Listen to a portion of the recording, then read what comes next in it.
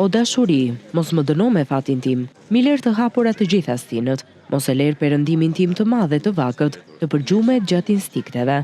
Këto janë disa prej vargjeve të poezisë, titullin e së cilës mban libri i fundit i poetit dhe përkthyesit Arjan Kalço. Të hera i vjen me përkthimin e poezive të poetes italiane Alda Merini. Jeta dhe krijimtaria e saj letrare u mbrojtën me një përzierje intensive dhimbjesh, gjenialitet krijues dhe një ndjenjë të thellë njerëzore. Është një libër i cili na sjell një mendim vërtet të një gruaje të fortë, të një gruaje të vendosur, të një gruaje që bëri sakrificat më të mëdha të jetës së saj për të arritur në kuptimin e vërtet të fjalës grua, poete e jashtëzakonshme.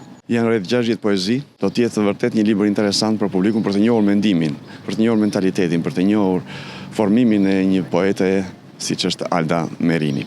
Siç e dim, poezia është e hollë, delikate, është kryeneçe, kështu që është dashur një punë e madhe, disa vjeçare për të arritur dhe për të sjellë këtë libër. Kalço përcjell një falënderim për miqtë që e ndihmuar në realizimin e këtij libri.